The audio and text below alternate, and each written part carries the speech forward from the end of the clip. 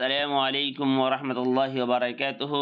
آپ دیکھ رہے ہیں آپ کا اپنا پسندیدہ چینل اردو لٹریچر۔ آپ سبھی کا آپ کے اپنے پسندیدہ چینل اردو لٹریچر پہ خیر مقدم ہے۔ آج کی ویڈیو میں ہم دیکھیں گے سوال نامہ دسمبر 2022 کے مزید 25 سوال۔ اس سے پہلے ہم 25 سوال دیکھ چکے ہیں بہت ہی تفصیل کے ساتھ، تو جو ساتھی نہیں دیکھے ہیں وہ اسے دیکھے بھی، اور مزید 2 سے ساتھیوں تک اس ویڈیو کو شیئر کریں، یہ ضرور کر دیں آپ اپنی طرف سے۔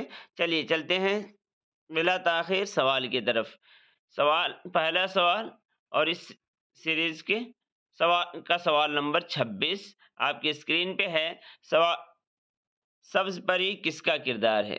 سبز پری کا کردار کس ڈرامے میں ہے؟ یہودی کی لڑکی، آگرہ بازار، ضحاک یا اندر سبھا؟ تو یہ سوال آپ کے سامنے ہے۔ یہودی کی لڑکی آگاہ کاشمیری کا ڈرامہ ہے، آگرہ بازار حبیب تنویر کا، ضحاک محمد حسن کا، اور اندر سبھا امانت اللہ کے۔ تو یہ ڈرامے کے مصنف تھے۔ تو یہ کردار جو سبز پری ہے وہ آپ سبھی جانتے ہیں، جس میں 4 پریاں ہیں، وہ اندر سبھا ہے۔ یہ ہے درست جواب اس کا، اندر سبھا۔ تو آئیے دیکھتے ہیں اس کے مزید ارکان ڈرامہ جو ہیں: راجہ اندر، عیش و کامرانی کا دیوتا، جملہ دیوتاؤں کا راجہ، پخراج، نیلم، لال پری اور سبز پری۔ تو یہ 4 پریاں ہیں۔ اس میں ہیروئن کون سی رہتی ہے؟ تو وہ سبز پری ہے، اور ہیرو گلفام ہے جو ہندوستان کا شہزادہ ہے۔ دیو، جن دیووں کا نام ہے وہ 2 دیو ہیں، کالا دیو اور لال دیو۔ مقام میں سنگلدیپ، اندراسن، اندردیش، امر نگر۔ تو ان مقامات کا ذکر آتا ہے اس ڈرامے میں۔ اگلا سوال نمبر 27 ہے۔ John Gilchrist Fort William College Calcutta کے کیا تھے؟ ان کس عہدے پہ فائز تھے؟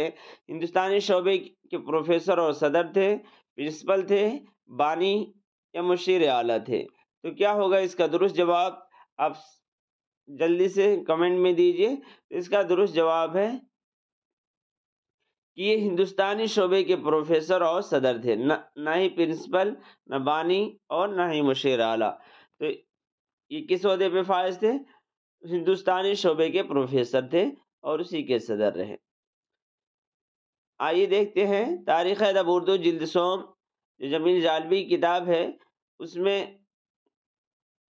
انہوں نے لکھا ہے، یہاں پہ یہ مختصر سے ہے، اسے آپ چاہیں تو اسے پڑھ سکتے ہیں۔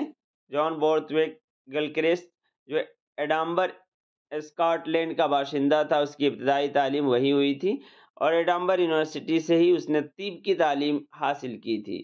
یہ مختصر اگر آپ چاہیں تو پڑھ سکتے ہیں، لیکن جو ہمارا سوال تقاضا کرتا ہے وہ یہ پوچھ رہا ہے کہ 18 اگست 1800 کو ویلسلی نے گلکرسٹ کو شعبہ ہندوستانی کا پروفیسر مقرر کر دیا، اسی کے پروفیسر ہوئے اور صدر رہے۔ اسی کے ساتھ گلکرسٹ کی زندگی کا وہ باب کھل گیا جس کے باعث وہ اردو زبان و ادب کی تاریخ میں عزت و احترام کے ساتھ زندہ ہیں۔ اگلا سوال نمبر 28 بالکل آسان ہے، کہ جلدی سے جواب دیجئے اس کا درست جواب۔ مرنے کے دن قریب ہیں شاید کہ اے حیات، تجھ سے طبیعت اپنی بہت سیر ہو گئی۔ اس شعر پر کس ناول کا اختتام ہوا ہے؟ اداس نسلیں، فردوس بری، امراؤ جان ادا یا توبۃ النصوح؟ اب جانتے ہیں یہ چاروں ناول کن کے ہیں۔ عبداللہ حسین کا ناول ہے اداس نسلیں، عبدالحلیم شرر کا ناول ہے فردوس بری، امراؤ جان ادا مرزا ہادی رسوا، اور توبۃ النصوح پہلے ناول نگار ڈپٹی نذیر احمد۔ تو اس کا درست جواب ہے امراؤ جان ادا۔ اسی شعر پر یہ ناول ختم ہوتا ہے۔ آئیے دیکھتے ہیں، یہ ہے امراؤ جان ادا آپ کے سامنے، اس کا آخری صفحہ ہے۔ اس میں ہے، اور سب سے امیدوار دعا ہوں، مرنے کے دن قریب ہیں شاید کہ حیات، تجھ سے طبیعت اپنی بہت سیر ہو گئی، تمام شد، یعنی ختم ہوتا ہے یہ ناول۔ اگلا سوال نمبر 29 ہے۔ افسانہ جوار بھاٹا کس کی تخلیق ہے؟ اس میں یہ 4 آپشن ہیں: سریندر پرکاش، گیاس احمد گدی، سہیل عظیم آبادی، اقبال مجید۔ تو ان کے افسانوی مجموعے جو ہمارے سلیبس میں شامل ہیں، کم سے کم آپ کو وہ یاد ہونا چاہیے، اسی لیے میں بار بار کہتا ہوں کہ سلیبس اچھی طرح یاد کر لیں۔ تو سریندر پرکاش کا جو ہے بازگوئی میں شامل افسانہ بجو کا ہے، گیاس احمد گدی کا بابا لوگ ہے، سہیل عظیم آبادی کا الاؤ اور اقبال مجید کا تماشا گھر۔ یہ معلوم ہونا چاہیے، اور یہ درست جواب ہے اس کا۔ جوار بھاٹا جو ہے وہ سہیل عظیم آبادی کا افسانہ ہے، جو ان کے افسانوی مجموعہ الاؤ میں شامل ہے، سہیل عظیم آبادی کا ہے۔ تو درست جواب جو ہے وہ سہیل عظیم آبادی۔ یہ دیکھ لیجئے فہرست جو ہے اس میں دیا ہوا ہے، یہ ہے، اگر نظر آئے فہرست پہلا ہی ہے، الاؤ، دیباچہ، الاؤ، اندھیرے اور اجالے، دو مزدور، اس کے بعد ہے یہاں پہ جوار بھاٹا۔ اگر دیکھیں یہ ہے جوار بھاٹا، ان کے اس میں شامل ہے، ان کے افسانے مجموعہ۔ تو یہ افسانے بھی آپ یاد کر لیجئے کہ کیا کیا ہے۔ ادھر بھی ہے، ٹوٹا ہوا تارا، شرابی، وہ رات، بخیر تمام، بیچارہ، جوانی، پیٹ کی آگ، چار آنے، قیدی، بھوک۔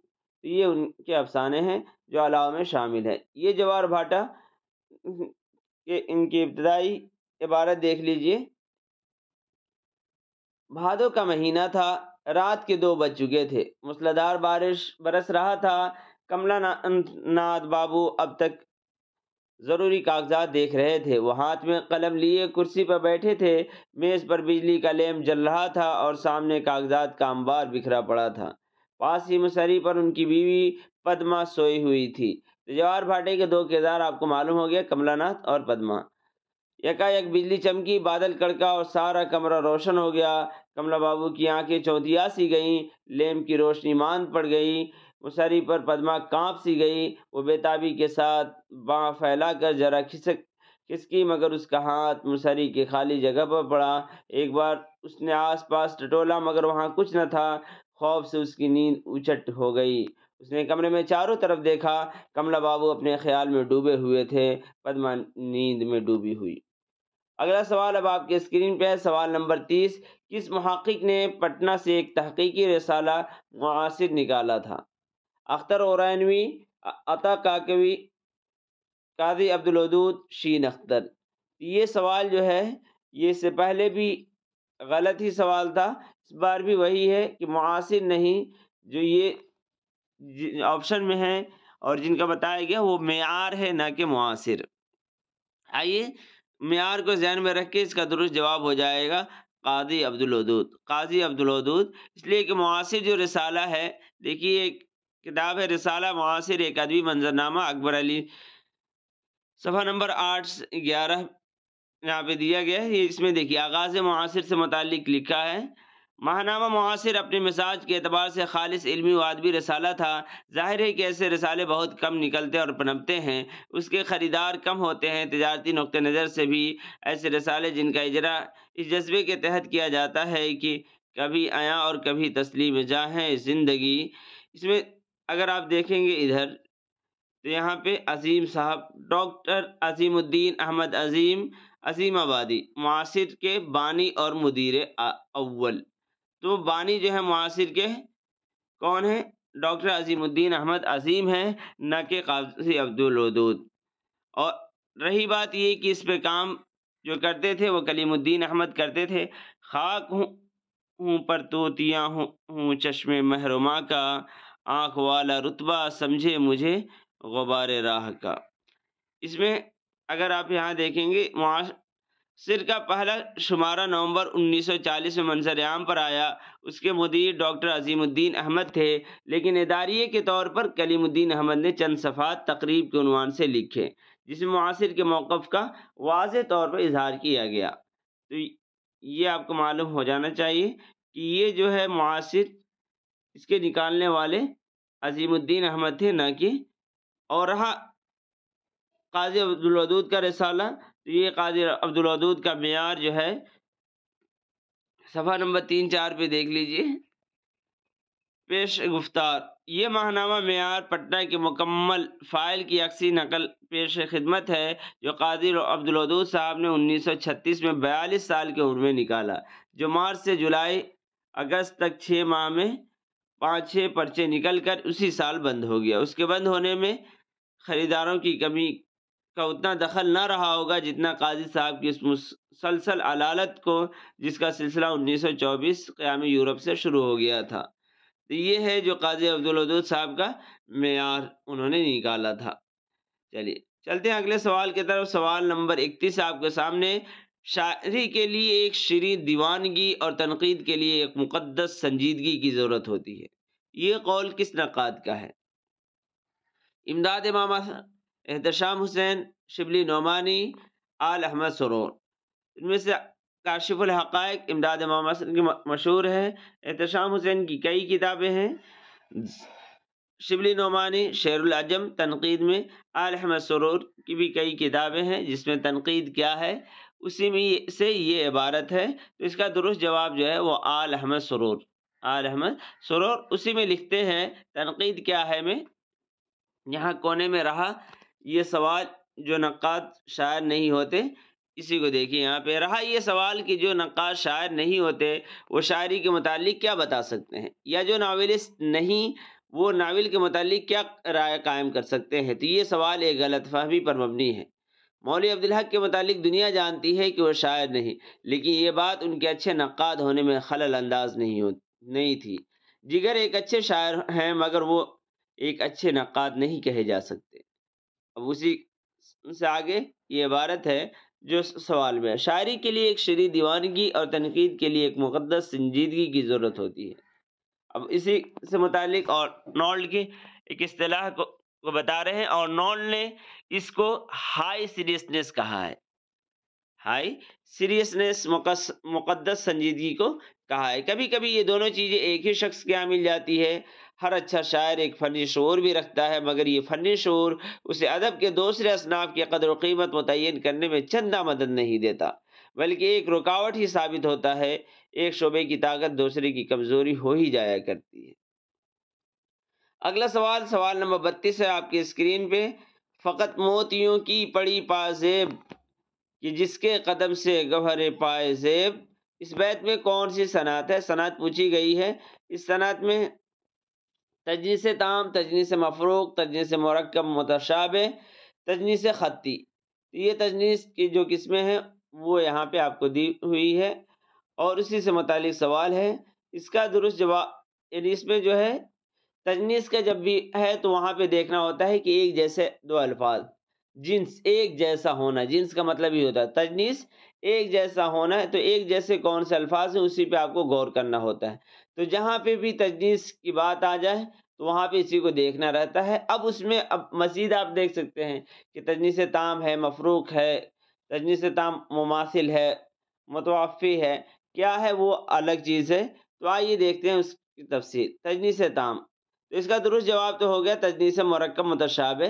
یہ پائے زیب ایک اور گوہر پائے زیب، گوہر پائے ایک الگ ہے اور زیب الگ، لیکن اوپر کیا ہے تو بالکل مرکب لگ رہا ہے، پائے زیب نیچے دونوں مرکب لگ رہا ہے، لیکن یہ اصل مرکب نہیں ہے، مرکب متشابہ ہے۔ گوہر پائے یہ الگ ادھر سے جڑا ہوا اور پائے زیب اوپر والا جو ہے وہ ایک ہے۔ آئیے تجنیس کو دیکھتے ہیں۔ درس بلاغت شمس الرحمن فاروقی کی جو کتاب ہے اس میں تجنیس کی تعریف کچھ یوں ہے: ایسے دو الفاظ جو صورت یا تلفظ کے اعتبار سے مشابہ ہوں مگر ان کے معنی مختلف ہوں۔ اب تجنیس تام اسی کی ایک قسم ہے تجنیس کی۔ ایسے دو لفظ جو ہر صورت میں ایک دوسرے کے مشابہ ہوں، یعنی وہ انواع، عادات، ترتیب اور حرکات و سکنات میں ایک جیسے ہوں مگر ان کے معنی ایک دوسرے سے الگ ہوں۔ اب اس کی دو قسمیں ہیں، تجنیس تام مماثل اور تجنیس تام مستوفی۔ اب مماثل دونوں لفظ ایک نوع سے ہوں تو تجنیس تام مماثل کہلائے گی، جیسے کل بمعنی مشین اور آرام دونوں کے ہوتا ہے۔ آدمی کہتے ہیں جس کو ایک پتلا کل کا ہے، کل یعنی مشین کا، پھر کہاں کل اس کو گر کل ہو ذرا بگڑی ہوئی۔ کہاں کل یعنی کہاں آرام، اگر اسی سے بے کل جو آتا ہے بے آرام کے معنی میں، اسی کل سے ہے، اس کو گر کل ہو ذرا بگڑی، یہ کل بھی مشین کے معنی میں ہے۔ لیکن تجنیس تام میں بھی مستعف کب ہوتا ہے؟ جب مختلف النوع ہو، یعنی لفظ جو ہو ایک اسم اور ایک فعل ہو جائے، یا ایک فعل دوسرا حرف ہو جائے، اس طرح کا ہو تو بھیجی ہے جو مجھ کو شاہ جان دال ہے، شرط یہ نہیں ہے، اس میں ہے لطف و عنایات شہنشاہ پہ دال، دال ہے تو پہلا لفظ دال اسم ہے اور دوسرا اسم جو ہے وہ فاعل دلالت کرنے والا، شعر تھوڑا واضح نہیں ہے۔ پھر دیکھتے ہیں اگلا، تو ہمیں تجنیس تام دیکھنا تھا، اس کے بعد ہے تجنیس مرکب کے تجنیس مرکب متشابہ، وہ کیا ہے وہ دیکھ لیجیے۔ جب مرکب لفظ کو دو کلموں کی ترکیب سے لکھیں اور اس کا ایک لفظ لکھنے میں تجنیس کے دوسرے مفرد لفظ کے متشابہ ہو جائے، تو دیکھیے فقط موتیوں کی پڑی ہے پازیب، یہ پازیب جو پہلا وہ مفرد ہے، پازیب پورا ایک لفظ ہے، اور دوسرا جو ہے کہ جس کے قدم سے گوہر پائے زیب، تو یہ گوہر پائے زیب یہ مرکب ہے، گوہر پائے زیب، تو یہ جو مرکب دونوں دکھ رہے ہیں لیکن دونوں ہے نہیں، تو اس لیے اس کو متشابہ کہیں۔ اس کے بعد ہے تجنیس مرکب مفروق، جو وہاں پہ تجنیس مفروق پوچھا گیا ہے، یعنی آپشن دیا ہوا ہے، جب مرکب لفظ کو دو کلموں میں لکھیں اور اس کا ایک لفظ لکھنے میں تجنیس کے دوسرے مفرد لفظ کے مخالف ہو۔ کہا جینے، تو دیکھیے یہاں جینے، مجھے یہ ہجر کی رات یقین ہے صبح تک دے گی نہ جینے، کہا جینے یعنی دل نے، یہاں جینے اور نہ جینے یعنی جینے نہیں دے گی، تو یہاں پہ مخالف ہے بالکل، دو کلموں میں لکھیں اور اس کا ایک لفظ لکھنے میں ہی دوسرے مفرد کے، اس میں لکھنے میں کم سے کم ایک سا دکھ رہا تھا، یہ ذوق کا شعر ہے۔ اس کے بعد ہے درس بلاغت میں ہی تجنیس خطی، یہ بھی دیکھ لیجیے، تجنیس کے دونوں لفظوں کی ظاہری شکل ایک سی ہو مگر نقطوں، حرکات، سکنات اور انواع کے لحاظ سے لفظ بدل جائیں، تلافی ہو گئی عسرت کی عشرت سے زہ قسمت، مبدل ہو گئی آسانیاں میری دشواریاں، تو اس میں دیکھیے عسرت اور عشرت، تو اس میں نقطے کی بھی فرق ہے، حرکات کا بھی بدل ہے، دونوں میں الگ الگ ہے، عسرت عشرت، اور معنی تو ہے ہی۔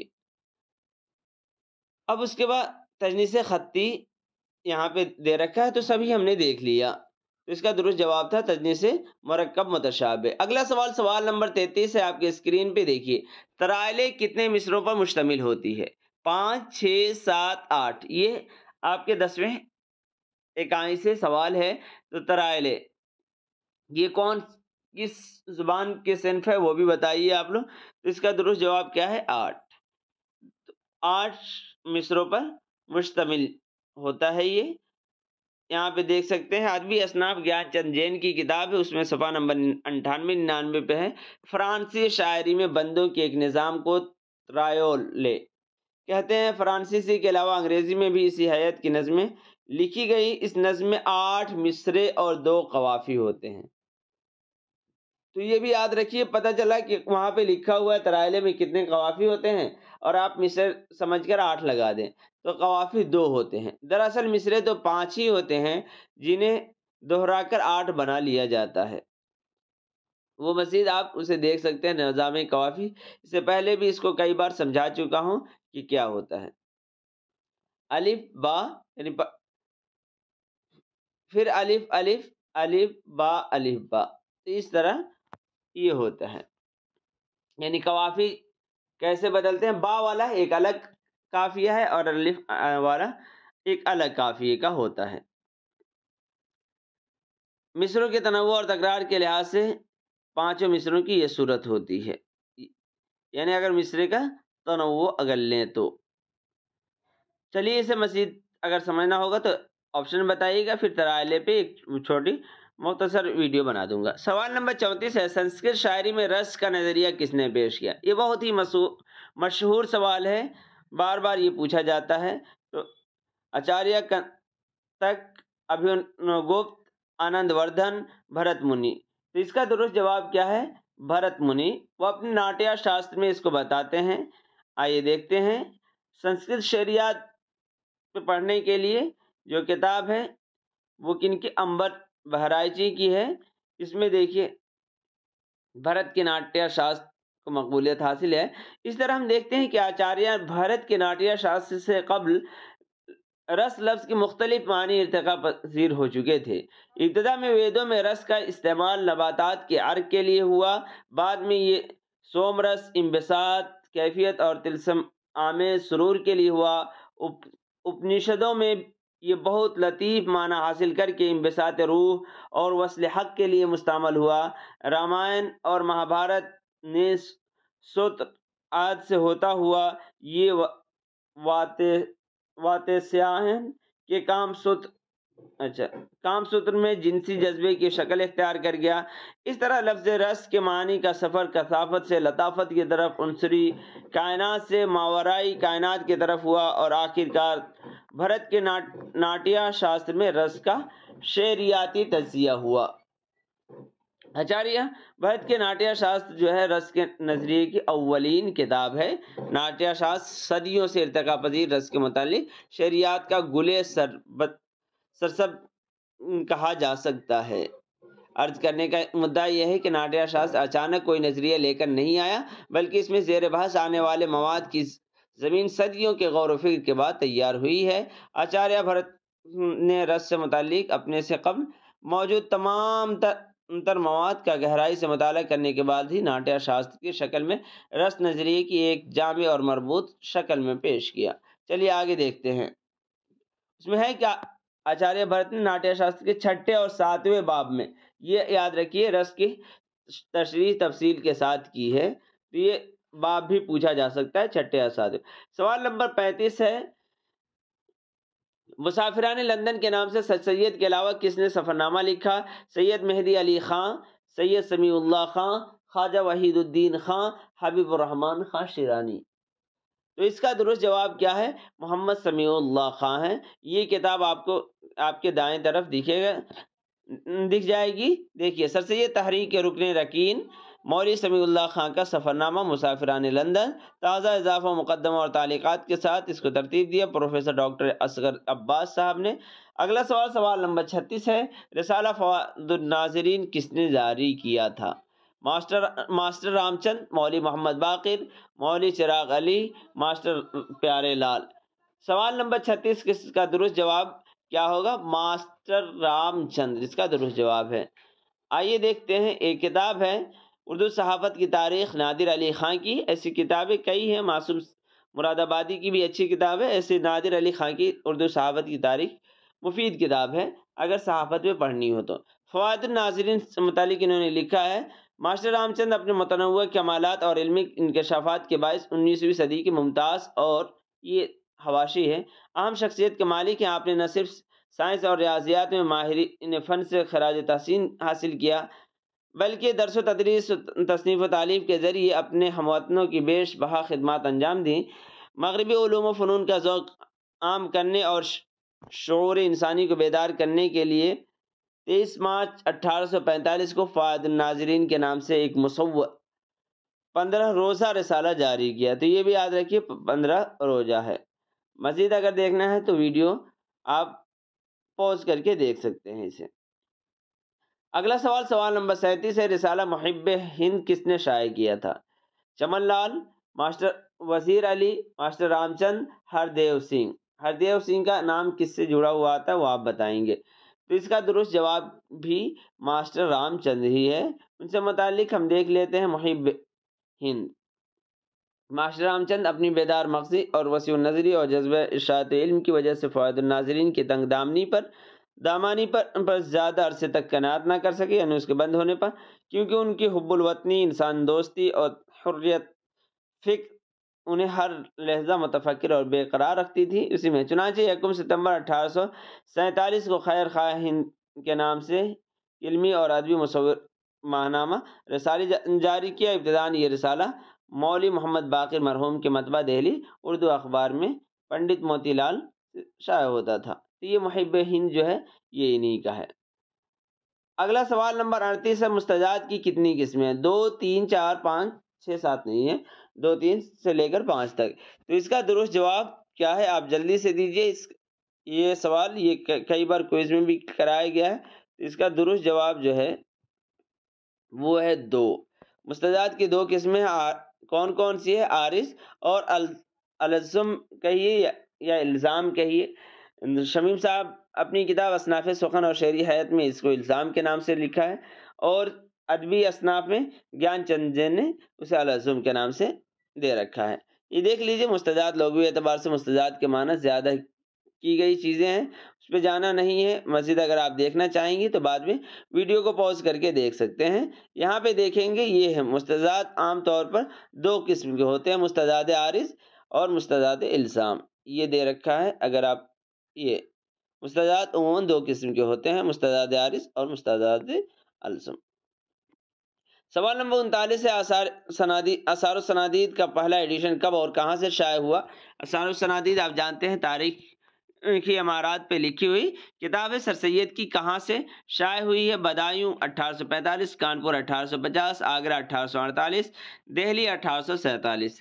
تو اس کا درست جواب کیا ہوگا؟ تو اس کا درست جواب ہے 1847. دہلی سے شائع ہوا ہے پہلی اشاعت جو ہے اس کے. تاریخ ادب اردو جلد 4 جمیل جالبی صفحہ نمبر 833 میں لکھتے ہیں آثار و سنادید یہ سر سید کی ایک اچھوتی اور شاہکار تصنیف ہے جو پہلی بار مطبع سید الاخبار سے 1847 میں شائع ہوئی.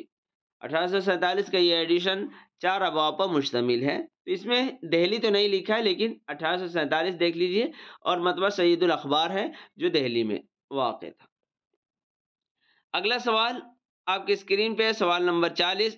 احوال اس فقیر کا اے دوستاں سنو، یعنی جو مجھ پہ بیتی ہے وہ دوستاں سنو، جو کچھ کہ شاہ عشق نے مجھ کا کیا سلوک، تفصیل وار کرتا ہوں اس کا بیان سنو. داستان باغ بہار میں اپنی گفتگو کا آغاز ان اشعار سے کون سا درویش کرتا ہے؟ پہلا درویش، دوسرا، تیسرا، چوتھا. اس میں آپ جب لکھتے ہیں تو سوال نمبر لکھ کر آپشن دیا کیجئے تاکہ واضح ہو کہ آپ کس کا جواب دے رہے ہیں. تو اس کا درست جواب کیا ہے آپ جلدی سے بتا دیجئے کامنٹ میں. اس کا درست جواب ہے تیسرا درویش، دوستاں سنو.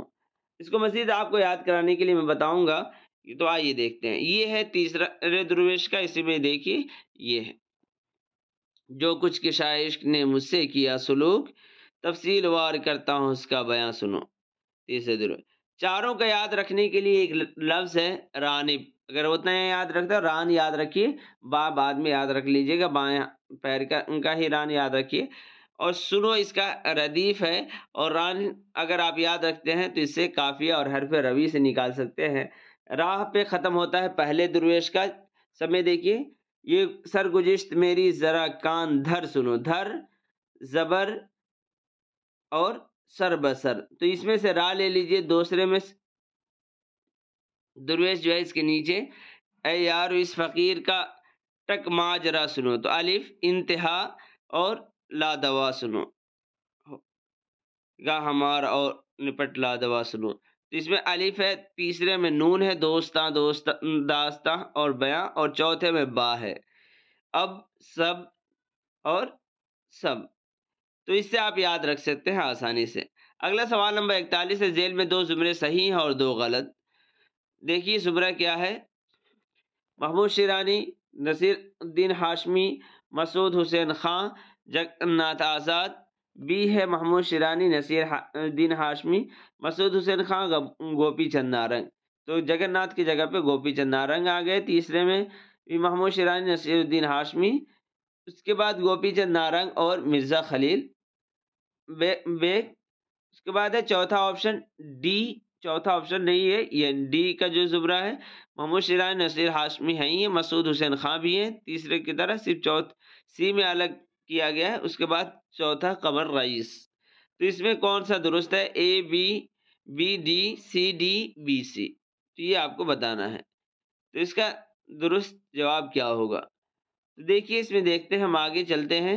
اس میں پہلا جو ہے وہ غلط ہے. کیوں؟ اس لیے کہ محمود شیرانی، نصیر ہاشمی تو درست ہے ہی ہے. اس میں مسعود حسین خان کے بعد جگن ناتھ دے رکھا ہے. مسعود حسین کی پیدائش جو ہے 1919 میں ہے، اور جگن ناتھ کی پیدائش کے اعتبار سے بھی لیں گے تو 18 میں ہے، اور وفات بھی پہلے ہے 2004 میں ہے، اور مسعود حسین خان کے 2010 میں ہے۔ تو اس اعتبار سے پہل اے غلط، تو بی اور سی درست ہے۔ ڈی کیوں غلط ہے وہ بھی دیکھ لیجئے۔ ڈی میں بھی مسعود حسین خان اور قمر رئیس، پیدائش کے اعتبار سے مسعود حسین خان پہلے ہے اور قمر رئیس بعد میں ہے، چلیے وہ درست ہے۔ لیکن وفات کے اعتبار سے اگر دیکھتے ہیں تو قمر رئیس رہ جاتے ہیں، پہلے آتے ہیں 2009، اور وفات جو ہے مسعود حسین خان کی 2010 میں ہے۔ تو اس اعتبار سے یہ والے غلط ہو گئے، اور دو آپشن جو ہے وہ صحیح ہیں، بی اور سی۔ تو اس کا درست جواب بی اور سی ہو جائے گا، چوتھا آپشن جو تھا۔ آئیے مزید اگر آپ دیکھنا چاہتے ہیں تو یہ مزید جو لوگ ہیں ان کے پیدائش اور وفات اس میں دے رکھے، اسے دیکھ لیجئے اچھی طرح سے، ہو سکے تو اس کا اسکرین شاٹ بھی لے سکتے ہیں۔ مرزا خلیل بیگ ہے، اور اگلے میں قمر رئیس کا ذکر ہے، یہ یہاں سے لے لیجئے۔ چلیے چلتے ہیں اگلے سوال، سوال نمبر 42 کی طرف۔ نظموں اور شعرا کے لحاظ سے درج ذیل میں سے دو صحیح زمرے کی نشاندہی کرنی ہے۔ یہ بالکل آسان سوال ہوتا ہے اس طرح کا، جس کو میں کہتا ہوں کہ سلیبس رٹ ڈالیے اور اسی سے یہ یاد ہو جاتا ہے۔ آدمی نامہ، بنجارہ نامہ، خاک ہند، فرضی لطیفہ، برق کلیسہ، دربار دہلی، مناجات بیوہ، برکھا رت، آثار سلف، اور اس کے بعد ہے کسان، جنگل کے شہزادی، شکست زندہ کا خواب۔ تو اس میں آپ کو دکھ ہی رہا ہے آدمی نامہ، بنجار نامہ تو ہے کن کا، نظیر اکبر آبادی کے، لیکن خاک ہند ان کے نہیں، چک بست کا ہے، بج نارائن چک بست۔ بی آپشن درست ہے، فرضی لطیفہ، برق کلیسہ اور دربار دہلی اکبر دہلوی کے۔ اس کے بعد سی مناجات بیوہ، برکھا رت، یہ دونوں تو کن کے ہے، الطاف حسین حالی کے، لیکن آثار سلف جو ہے وہ اسماعیل میرٹھی کے۔ اور ڈی جو آپ سبھی جانتے ہیں، جوش ملیح آبادی۔ تو اس کا درست جواب کیا تھا، بی اور ڈی، یعنی دوسرا آپشن۔ یہ دیکھ لیجیے، اسی چیز کو یہاں پہ لکھ کر بتا دیا گیا ہے، چاہے تو اسکرین شاٹ لے سکتے ہیں۔ اگلا سوال، سوال نمبر وہی سلیبس کو بھی آپ کو بتا دیا گیا کہ سلیبس میں بھی اس سے آپ یاد رکھ سکتے ہیں۔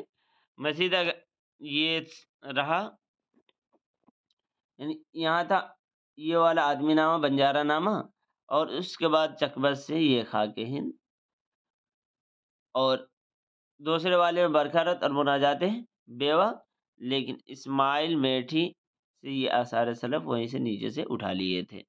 چلیے چلتے ہیں اگلے سوال کی طرف، سوال نمبر 43۔ شعراء اور ان کے مجموعہ کلام کے لحاظ سے درج ذیل میں سے دیے گئے دو صحیح زمروں کی نشاندہی کرنی ہے۔ اس میں اعظم 7واں درج شام ہونے والی ہے، یہ کن کا ہے، اس سے آپ بتائیے۔ نشاط روح، سرود زندگی، چراغ سخن، اس کے بعد عشق نامہ، کینوس، شب درمیاں۔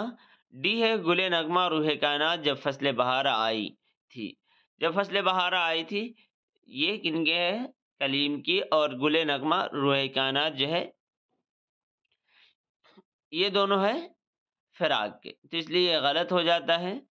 اس کے علاوہ آپ بتا سکتے ہیں چراغ سخن کن کا ہے، جس سے آپ بی کو غلط کر سکیں۔ نشاط روح، سرود زندگی کن کے ہے، اور چراغ سخن کن کے۔ نشاط روح مشہور ہے اصغر گونڈوی کا، اور چراغ سخن شاد کی نہیں، یگانہ چنگیزی۔ تو اس کا درست جواب ہے اے اور سی۔ اے کن کا ہے، شہریار کے افسانے، یہ غزلوں کا مجموعہ ہے، اور عشق نامہ، کینوس، شب درمیاں بھی آپ جانتے ہیں عرفان صدیقی کے۔ یہ دیکھیے شہریار کا پہلا تھا، بی میں یہ دونوں اصغر کے، اور چراغ سخن یگانہ کا، سی تمام کے تمام عرفان صدیقی کا، اور ڈی میں جو ہے یہ شروع کے فراق اور آخر کے کلیم عاجز۔ یہ مزید دیکھ سکتے ہیں ان کی تصانیف، اس میں اعظم 7واں در، ہجر کا موسم، اسے چاہیں تو آپ اسکرین شاٹ لے سکتے ہیں۔ خواب کا دربند ہے، نیند کی کرچیں، ایسی یہ تفصیلی اس پہ ویڈیو ہے، وہاں سے بھی آپ دیکھ سکتے ہیں۔ غزل پہ، غزل تو مکمل ہو چکا ہے، تیسری اکائی جو ہے میں کہتا ہوں کہ میں تیار کرا چکا ہوں۔ تیسری اکائی ایک ایسی ہے جو میں کرا پایا ہوں، وقت کی قلت ہے جس کی وجہ سے نہیں کرا پا رہا۔ سوال نمبر 44 ہے، درج ذیل میں سے دو زمروں کے اشعار صحیح ہیں اور دو غلط ہے، تو آپ کو صحیح کی نشاندہی کرنی ہے۔ پہلا آپشن ہے وحدت عاشق و معشوق کی تصویر ہوں میں، نل کا ایثار تو اخلاص دمن مجھ کو دیا۔ وحدت عاشق و معشوق کی تصویر ہوں میں، عشق نے کیا چمن سرود او سمن مجھ کو دیا۔ تو اس میں وحدت والے سے کون سا شعر درست ہوگا، اوپر والا ہے یا نیچے کا؟ اس کے بعد سی جو ہے، اس نظر کے اٹھنے میں، اس نظر کے جھکنے میں، اشک بھر کے اٹھی تھی میری بے گناہی بھی۔ حالانکہ اگر آپ شعر سمجھتے ہیں تو اچھی طرح نکال سکتے ہیں، اس نظر کے اٹھنے میں، اس نظر کے جھکنے میں، نک میں سحر بھی ہے، آہ صبح آ گئی بھی۔ تو ایسے ہی شعر کی شعر فہمی ہوگی تو آپ کو سمجھ میں آ جائے گا کہ کون سا درست ہے۔ تو آئیے دیکھتے ہیں، تو اس کا درست جواب اے اور ڈی ہے۔ آئیے دیکھتے ہیں آگے۔ وحدت عشق میں جو ہے، یہ جو ہے وہ دوسرا غلط ہے۔ نل کا ایثار تو اخلاص دمن مجھ کو دیا۔ اب اس میں جو ہے دوسرا جو تھا، اس میں وحدت عشق کے بجائے پہلا مصرع جو تھا، قدرانہ کی قسم نرم صباحت کی قسم، عشق نے کیا چمن سرود و سمن مجھ کو دیا۔ تو یہ تھا نہ کہ وحدت عاشق و معشوق۔ اگلا جو ہے فراق کے غلے، اچھا یہ اشعار جو ہیں یہ فراق کے غلے نغمہ سے ہے۔ یہاں پہ اگر آپ کی نظر پڑ رہی ہے ایک بار، یہ یہاں دیکھ لیجیے، یہ وحدت، اور اسی کے نیچے سے قدرانہ والا دے رکھا ہے۔ چلیے اگلا سوال کے بجائے شاید کچھ تفصیل ہوگی۔ ہاں، اس نظر کے اٹھنے والے میں دیکھ لیجیے، اشک بھر کے اٹھی تھی میری بے گناہی، تو یہ نہیں، نچلا جو شعر ڈی والا درست تھا۔ اور رہا اس کا اشک بھر کے اٹھی تھی، اس کا پہلا مصرع کیا ہے؟ یاد کر وہ دن جس دن تیری سخت گیری پر، اشک بھر کے اٹھی تھی میری بے گناہی بھی۔ یہ شعر دیکھیے کہ ان کے مجروح کے یہ شعر ہے، اور اس میں اگر آپ کی بھی نظر پڑ رہی ہو تو یہاں پہ پڑے گی، اس نظر کے اٹھنے میں، اس نظر کے جھکنے میں، نغمہ سحر بھی ہے، آہ صبح آ گئی بھی، اور یہ اشک بھر کے اٹھی تھی میری بے گناہی بھی، اس پہ کا پہلا مصرع یہ ہے، یاد کر وہ دن جس دن تیری بے سخت گیری پر۔ چلیے چلتے ہیں اگلے سوال کی طرف۔ سوال نمبر 45 ہے، درج ذیل میں دو زمروں کے اشعار صحیح ہیں اور دو غلط۔ پہلے ہی کی طرح یہ بھی ہے، دیکھ لیے۔ نالا و آہ کی تفصیل نہ پوچھو مجھ سوں، درد کہتی ہے میرا زلف تیرے کان میں آ۔ اگلا میں دفتر عشق بسا ہے، عشق کے دیوان میں آ۔ سی آپشن ہے، اب شوق سے تم محفل اغیار میں بیٹھو، یہاں گوشے خلوت میں عجب لطف اٹھا ہے۔ یہ ہوگا، یا دوسرا مصرع کیا ہوگا؟ نظروں میں مروت ہے نہ آنکھوں میں حیا ہے۔ تو اگر شعر کچھ بھی سمجھ پا رہے ہیں تو آپ کو سمجھ میں آ جائے گا کہ کیا ہونا چاہیے۔ تو اس کا درست جواب کیا ہوگا آپ بتائیے۔ تو اس کا درست جواب ہے بی اور سی۔ آئیے دیکھتے ہیں ان اشعار کو۔ نالا و آہ کی تفصیل جو ہے، نہ پوچھو مجھ سوں، درد کہتی ہے میرا زلف تیرے کان میں آ، تو یہ نہیں ہے اس کا، بلکہ دوسرے مصرعے کا پہلا مصرع جو ہے، بس کہ مجھ حال سوں ہمسر ہے پریشانی میں، درد کہتی ہے میرا زلف تیرے کان میں آ، اور وہ جو دوسرا ہے بی والا درست ہے، دفتر عشق بسا ہے۔ اس کے بعد ہے، اب شوق سے تم، تو سی تو درست تھا، یہاں گوش ہے خلوت میں عجب لطف اٹھائے، اور یہ نظروں والے کا پہلا کیا ہے؟ کس طرح نہ اس شوق کے رونے پہ ہنسوں میں، نظروں میں مروت ہے نہ آنکھوں میں حیا۔ یہ دیکھ لیجئے، ولی کے اس سے ہے، نالا واہ کی تفصیل نہ پوچھ، یہاں پہ اگر آپ کو دکھ رہا ہو، یہاں پہ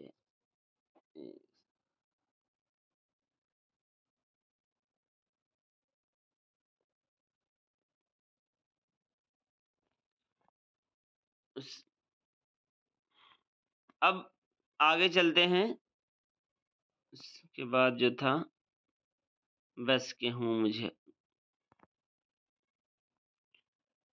یہ بالکل آخر میں دیکھیے، درد کہتی ہے میرا زلف تیرے کان میں آ، اس کے لیے یہاں ایک تھوڑا سا انتظار کیجیے، یہ یہاں پہ ہے، اگر آپ دیکھ پائے ہوں گے تو یہ ہے۔ چلیے چلتے ہیں آگے، اسی کو یہاں پہ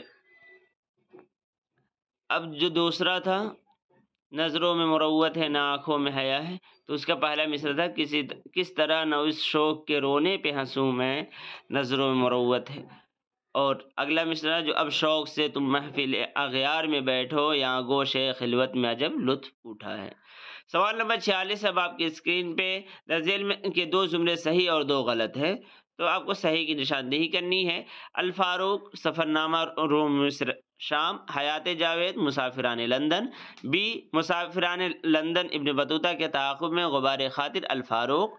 سی، الفاروق سیرت النبی الغزالی حیات جاوید۔ ڈی ہے سفر روس مصر شام، مسافران لندن جاپان چلو جاپان چلو ابن بطوطہ کے تعاقب میں۔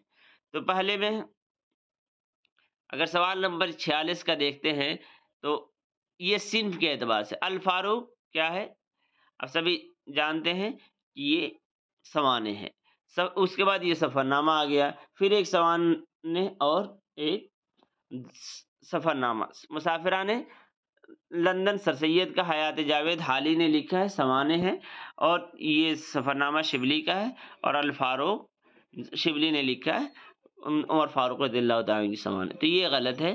اس کے بعد بی میں مسافران لندن، یہ سفرنامہ ابن بطوطہ کے تعاقب میں بھی سفرنامہ، پھر اس کے بعد غبار خاطر ابوالکلام آزاد کے کیا ہے، خطوط کا مجموعہ، الفاروق یہ سوانے، تو اس میں بھی صرف کی یکسانیت نہیں، وحدت نہیں ہے۔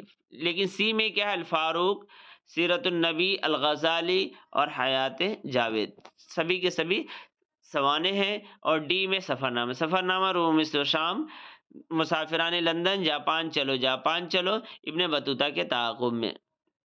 ابن انشا کا ہے جاپان چلو جانتے ہیں مجتبیٰ حسین کا، مسافران لندن سر سید سفرنامہ روم مصر و شام جو ہے یہ شبلی نعمانی کا۔ درست جواب سی اور ڈی ہوگا۔ آئیے چلتے ہیں، یہ اسی چیز کو یہاں پہ بیان کیا گیا ہے کہ کیوں کیا ہے اس آپشن میں، اور یہ جو بلو کر کے دیا گیا ہے یہ سوانے ہیں، اور گرین میں سفرنامہ، اور ایک لال جو ہے غبار خاطر، وہ آپ کو جو دکھ رہا ہے وہ کیا ہے، خطوط کا مجموعہ۔ اگلا سوال، سوال نمبر 47 ہے، اس میں پہلی اکائی سے سوال ہے، درج ذیل کے 2 جملے صحیح ہیں اور 2 غلط۔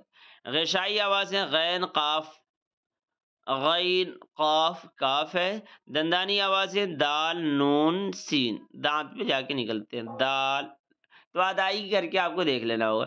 بی، خنقی آوازیں جیم چے فے، کوز آوازیں ٹے چے ڈال، تو اس کا درست جواب کیا ہے، صحیح اس میں سے کون سا ہے؟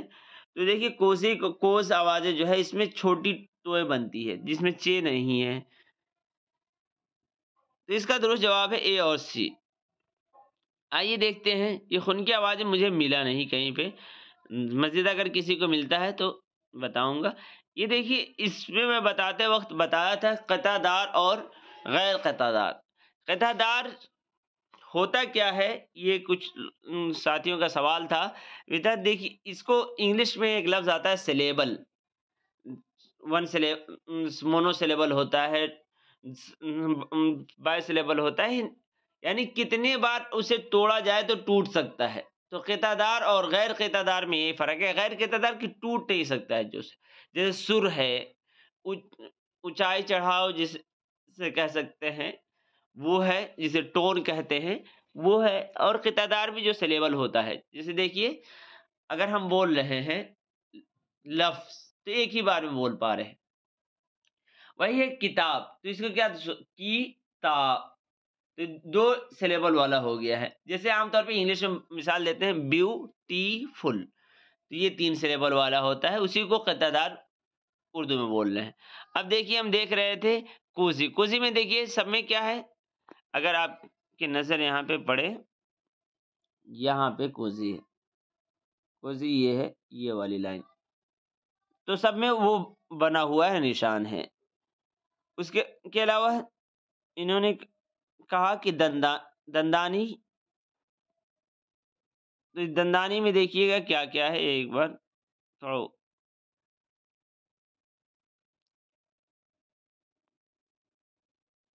دندانی، ایک سیکنڈ، دال نون سین،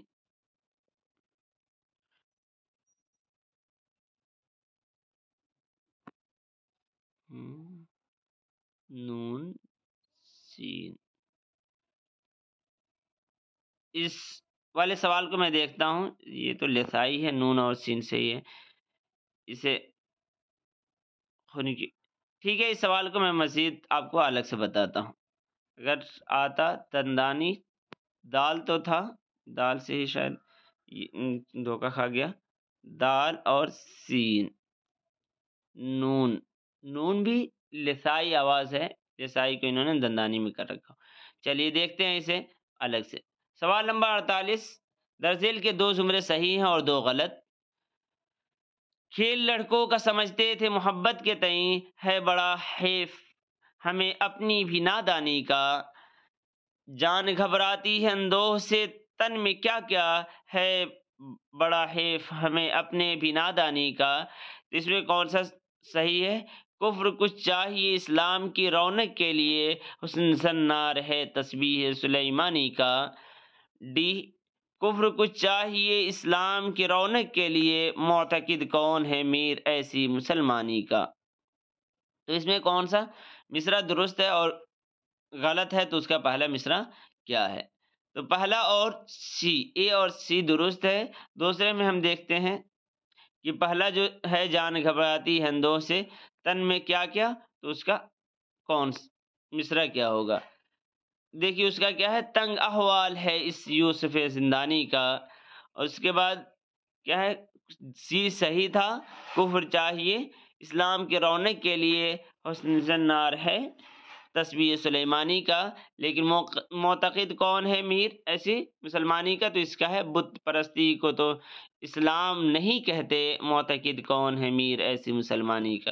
یہ مزید اسی کو دیا ہوا ہے، آپ اس پر وقت دینے کی ضرورت نہیں ہے۔ سوال نمبر 49 ہے، اس میں بولیوں کے 2 صحیح زمرے کو دیکھنا ہے۔ کھڑی بولی بندیلی گجراتی ہریانوی، تو اس میں گجراتی آ کر اس کو غلط قرار دے دیا۔ بی میں دیکھتے ہیں کھڑی بولی ہریانوی برج بھاشا کنوجی، یہ تو صحیح ہے۔ اس کے بعد ہے سی، کھڑی بولی ہریانوی بہاری کنوجی، اس میں بہاری آ کے اسے غلط کیا۔ ڈی، کھڑی بولی کنوجی بندیلی ہریانوی، تو بی اور ڈی اس کا درست جواب ہو جائے گا، بی اور ڈی درست جواب ہو جائے گا۔ تو یہ دیکھ لیجئے سوال، آخری سوال ہے، سوال نمبر 50، ذیل میں 2 زمرے صحیح اور 2 غلط۔ ملا نصرتی، ملا وجیہی، غواسی، مقیمی ہے، عبد الجنیدی، ابن نشاطی، ملا نصرتی، سی ابن نشاطی، ملا وجیہی، غواسی، جنیدی، ڈی ہے عبد ملا نصرتی، مقیمی، سید میران ہاشمی۔ صحیح زمرے کی اس میں نشاندہی کرنی ہے، تو اگر کچھ بھی تھوڑا سا پڑھنا ہے تو آپ پڑھ لیجئے دکن میں اردو، اس میں کم سے کم شروع کے یاد کر لیجیے کس زمانے میں کون ہے، تو یہ زمانے کے ہی اعتبار سے ہے، عادل شاہی قطب شاہی جو دور ہے اس اعتبار سے۔ تو اس کا درست جواب ہے سی اور ڈی۔ پھر غلط اے اور بی کیسے ہے؟ تو دیکھیے اے اور بی میں ملا نصرتی اور مقیمی آ گئے ہیں جو دوسرے عہد کے ہیں، کس عہد کے؟ نیچے دے رکھا ہے، عادل شاہی میں ہے عبد مقیمی، اور ملا نصرتی بھی عادل شاہی میں ہے، جبکہ ملا وجیہی اور غواسی جو ہے وہ قطب شاہی کے ہیں۔ بی میں بھی عبدال اور ملا نصرتی جو ہیں وہ عادل شاہی کے ہیں، اور جنیدی اور نشاطی جو ہیں یہ قطب شاہی کے ہیں۔ تو یہ غلطی ہوئی ہے، تو اسی وجہ سے وہ 2 غلط اور 2 صحیح ہے۔ یہاں پہ دیکھ سکتے ہیں یہ قطب شاہی، یہ دکن میں اردو سے ہی ہے، یہ قطب شاہی دور کے ہیں، اس میں دیکھیے وجیہی ہیں، غواسی ہیں، اس کے بعد اگر آتے ہیں یہاں جنیدی ہیں، ابن نشاطی ہیں، تو یہ ہو گئے قطب شاہی۔ پھر نصر کے ہیں، پھر عادل شاہی میں دیکھ لیجیے، عادل شاہی میں کون سے؟ عبدل ہیں، مقیمی ہیں، شوقی، رستمی، نصرتی، تو یہ ہمارے سوال میں تھا۔ تو اسے اگر آپ یہاں سے اسکرین شاٹ لینا چاہیں یہاں سے لیجیے، یا دکن میں اردو ڈائریکٹ urduLiterature.com پہ جائیے، وہاں پہ جو متعلقہ کتاب ہے یا متعلقہ کتاب لکھ کر اردو میں سرچ کیجیے، تب بھی متعلقہ کتابیں لکھیے، آپ کو آ جائے گا، وہاں سے بھی دکن میں اردو دیکھ سکتے ہیں۔ بہت بہت شکریہ، آپ نے بہت ہی انہماک کے ساتھ اس کو سنا اور مجھے جھیلا۔ چلیے دیجیے اجازت، اللہ حافظ۔